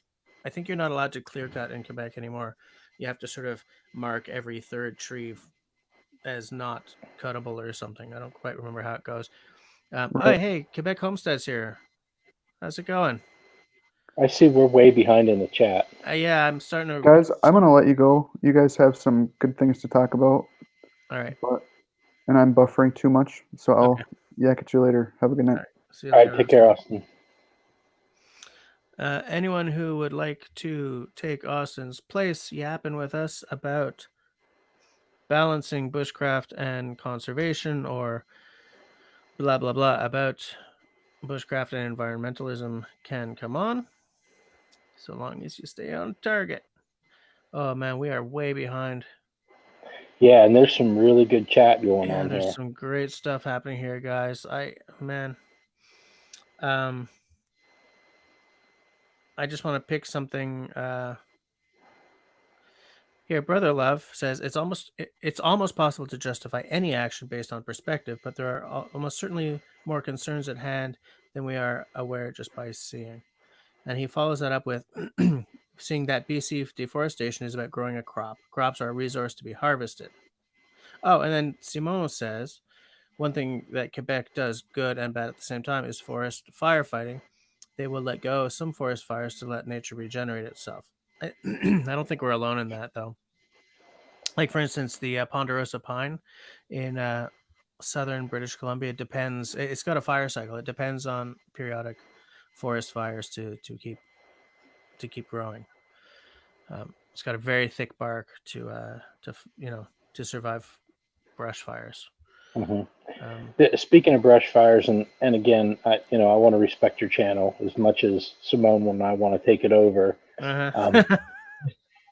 I don't want to get political, but I will say this: that the the wildfires that take place in Western United States, in my opinion, with with my education and experience, could be minimized by regular routine removal of dead trees, dead Mhm. wood, and it's not because it is managed by the leave no trace mentality. Don't cut anything, don't take anything out that's there, Mhm. and it results in a massive amount of fuel. And when those fires start, There's they you can't stop them. You can't stop them because there's so much fuel there, yeah. and they actually will get up into the crown of the trees and jump. Now that you're not gonna change unless you cut standing or live trees. But there is no management of the forest there, Yeah. and it results in just massive amounts of fuel that can go. Yeah, fair enough. Absolutely. Grace Martin says, I camp on private land where there are a fair amount of large trees, but there are literally hundreds of trees no more than 3-inch diameter, 80 feet tall, and only small branches at the very top. So obviously that's an area that's been, I'm just sure trying to catch up with the conversation here because, man, we got way far behind. Yeah, and I'm at the end, but I see Simone applauding me. I'm not sure what for. I don't know if it's channel takeover comment or what. I think you might be talking about the what you said about managing forests to reduce wildfires. That was at 10:42, and we're at 10:43 now. All right. Um, there are so many factors in this kind of conversation. There's Mm-hmm. and there's so many opinions too, right? Because I Yep. myself have gone through the change of being, you don't touch the forest to, well, maybe you should remove some of the fuel because in my even just in my lifetime, I've only been here for 47, no, 48. I turned 48 on Yeah. the 21st of May. Um, Happy belated. yeah, thank you, sir. In my short period of time on this earth, well, even just between teenagehood and now, the fires have gotten worse, and they've gotten Mm-hmm. way more frequent. And it's not Donald Trump saying rake the forest. It's people like you and other people who I respect and who I know things about the forest, saying that you got to get rid of some of the dead stuff, and sometimes you got to clear out an area just a little bit. That has started to change my philosophy because I love the poetry of an absolutely untouched piece of forest. If you go far Mm-hmm. enough north in Canada, you're going to hit forest that no one's ever, or at least that the white man's never been in. Hard to find, but I mean, there are like this piece of land has never been touched, and I'm enchanted by that. But at the end of the day, that's the kind of land where if a spark ignites something, it's just gonna go Yep. because no one's been there to clear out the underbrush. And by the way, First Nations people around where I live, at any rate, used to manage their forests for exactly this reason. There would be like they would do periodic burnings of the underbrush. I don't Mm-hmm. know how the hell they kept them from turning into forest fires, but there were all kinds of ways that even centuries ago in North America, at least my part, they managed the forest. They were stewards of the forest. Yep. And so I've really come around more to what you're talking about, even though 10 years ago I'd have been like, F you, dude. No way. Leave the forest grow. That's the way it's been done for millennia or well, longer. Okay. Oh, here's something that Mallory says. We have a maximum of 4 hectares that we can manually cut a year if we want a log. She has a forest management plan for her 200 acres. We are just doing selective cutting, though. Okay. Sort of harking back to what I was saying about selective cutting before. Yep. And I feel that really dovetails with what you were saying about taking out some of the fuel, right? If you do selective cutting, you're thinning out the trees a bit. It might be a little harder for fires to jump the grounds. Mm-hmm. Might. Well, and the thing is too, out west you have so much softwood. Mm-hmm. You've got ponderosa pine, you've got Doug fir, you've got spruces, you've got there. We talk about fatwood and bushcrafting all the time and how flammable it is. They're just big You got, sticks of resin. you got a whole forest of fatwood. Yep. There's only so much you're going to do, but you can do something. Yep. Doing something can be better than doing nothing at all. Mm-hmm. And I agree with you. I love the look of a pristine forest that hasn't been logged in 30, 40, 50 years. And Yep. I drive through the state forest of Pennsylvania and I see a logging operation, and sometimes in the midst of it, it looks really ugly. Yeah. The thing is, you can't make an omelet without breaking a few eggs. And sometimes you've got to go in, you've got to manage that, you've got to cut the, things back. And especially if you're managing it for, wildlife, Yeah. the fauna, you certain species need certain habitat, and it's a micro ecosystem. We have, I think I posted before, we have over 2 million acres of state forest land in Pennsylvania. If you clear cut 3 acres of that to produce a micro ecosystem for a specific species, you're not devaluing the forest. Right. You're managing a small piece for a specific species, and you're creating edge habitat. You're creating, there's all sorts of other stuff going on, Absolutely. and you've got to look at that as a whole. Yeah. And again, that's the kind of philosophy that I, like 10 years ago, no, you don't touch that forest. Yep. But, it's funny because we almost never really change our minds, do we? It's a slow process. It's a slow process. Yeah. Yeah, and a lot of And people just die with the opinions that they developed up until about the age of whatever 20. yeah, and you know what I'm realizing, and I'm just a couple years younger than you, but I'm getting to the point in my life where I realize that, as a 20-year-old or a 25-year-old, so many of my opinions, so many of my thoughts and beliefs were either formed by what my parents thought and told me, or what I learned in school. Yeah. Rather than taking what I was being told in school, the facts, and Yeah. forming my own opinion, my own belief about it. It was, oh well, my professor said.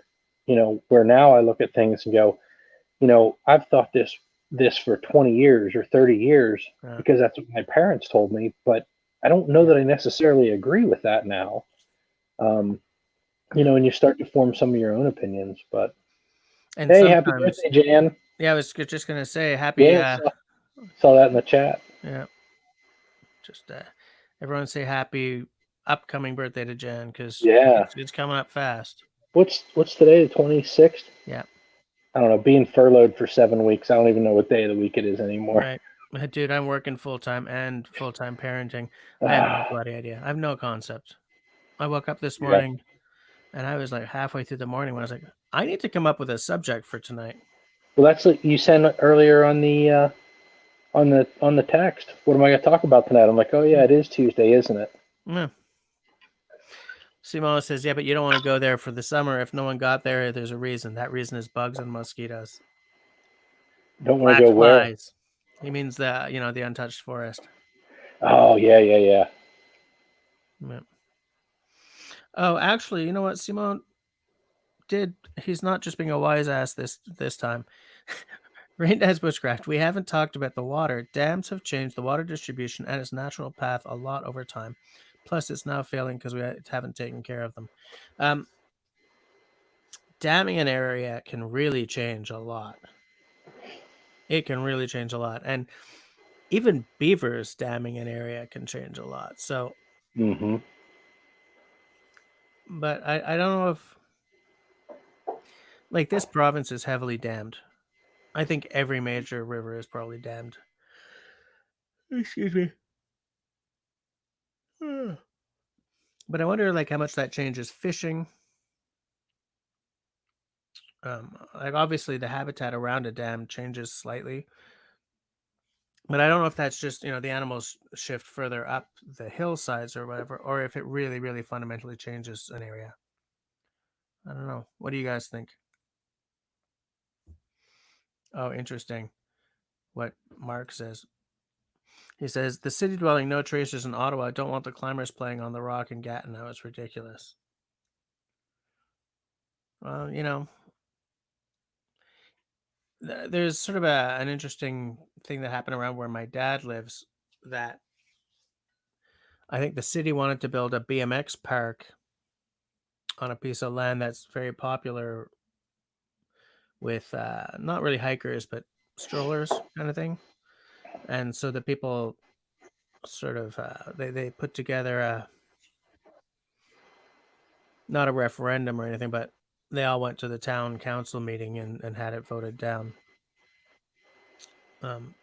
Personally, I think that on a very picturesque spot, having a BMX park is maybe not the best use of the land, but the fact is they need to put these things somewhere, because if you have a BMX park, the BMXers are not going up and down the stairs of City Hall. So again, it's like, okay, well, where are they going to put it then? Because the problem around where my dad lives is everything is picturesque. Everything's got a fantastic view. I mean, he's in the Okanagan, for God's sakes. So what do? I don't know. Come up with something. I just one thing with regard to water, um, and yes, dams change things drastically.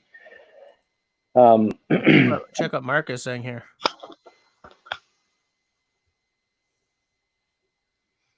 Wow. That makes a lot of Affecting sense because you're really upping the amount of water in an area that was a stream or a river and is now a big lake, right? Yeah, and it becomes a giant heat sink in the summer and releases that heat into the fall. And Yep.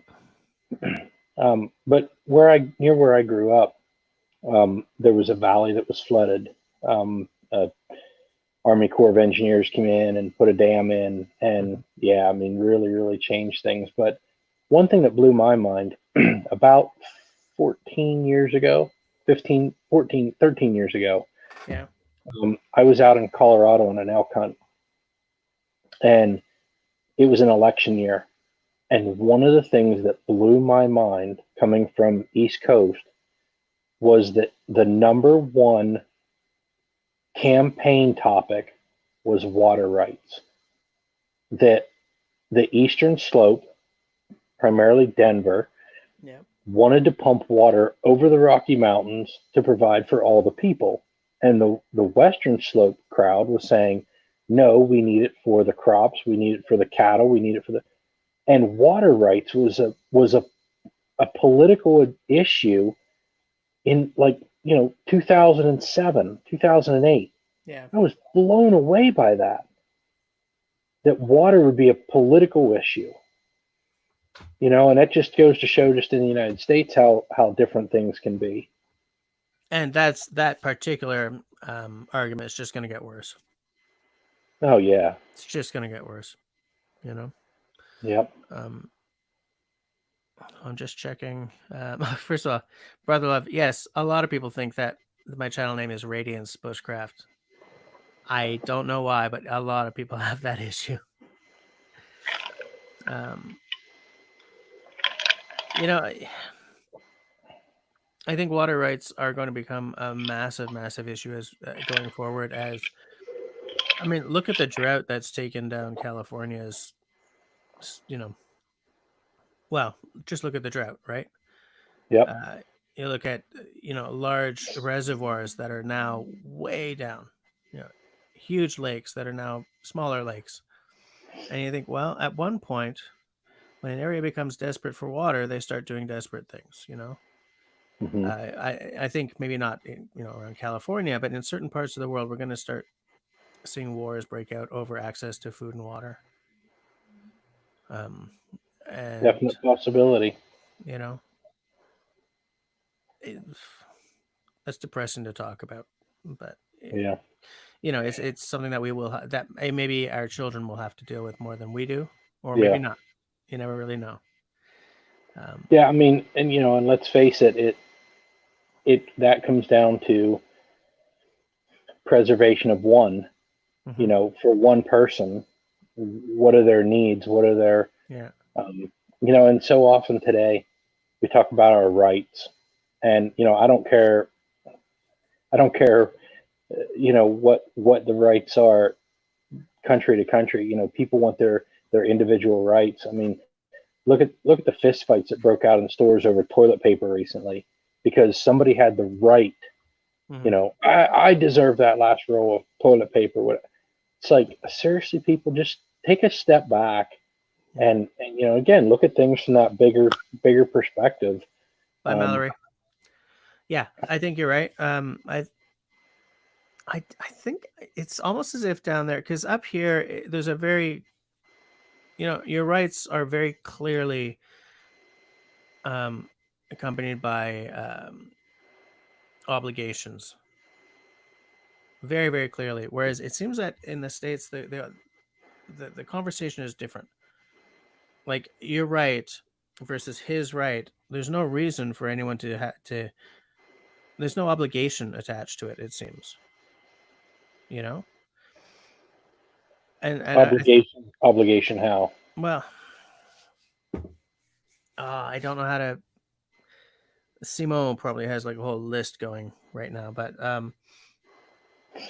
like you have the right.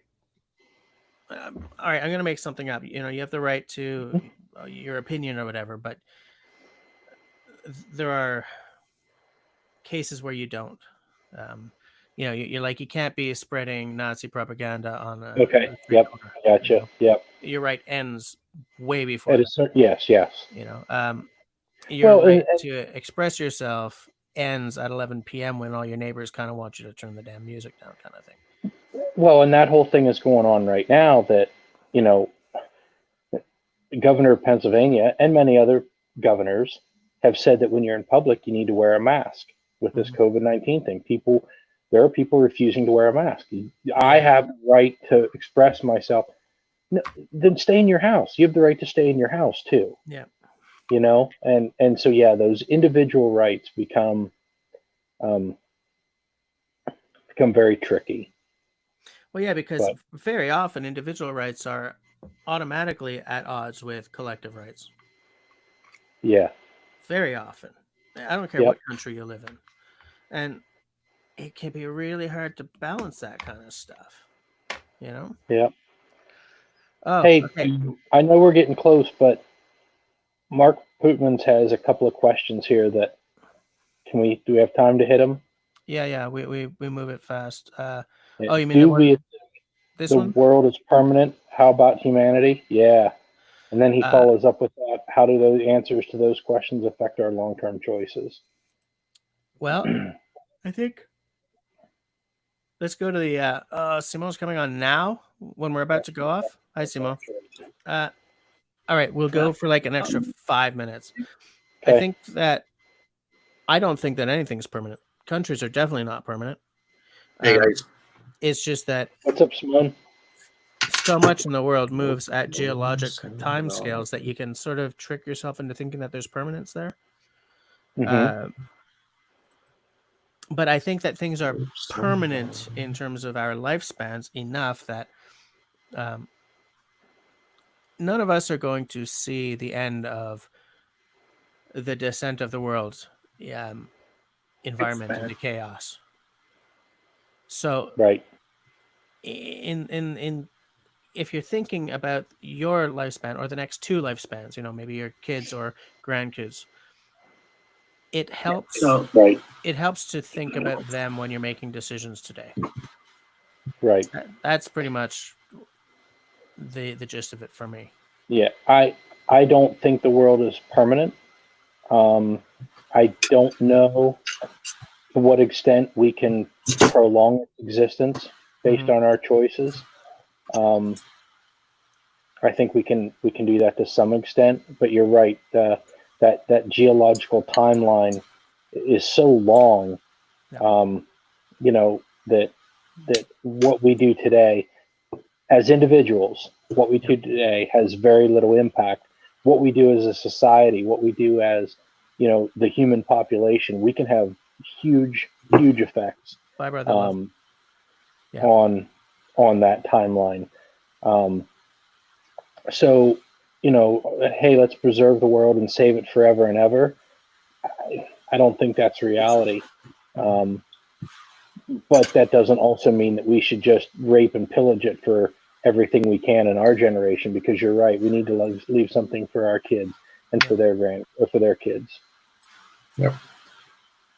I wanted to jump on only for one thing. There's a concept right now in either US or Canada that is everybody has rights, but no one has obligations. And this is something that needs to change. We've been talking about it from the Bill of Rights in '82 in Canada and a similar bill in US. I don't know when. Um, everybody has rights, but no one has obligation. And Mm-hmm. people tend to think that they have the right to do everything on their own. But their rights ends where societies the society on itself begins. Mm-hmm. You cannot impose your own personal rights to others. Right. That's the whole point at the end. Right. And that's the scary part at the same time. Right.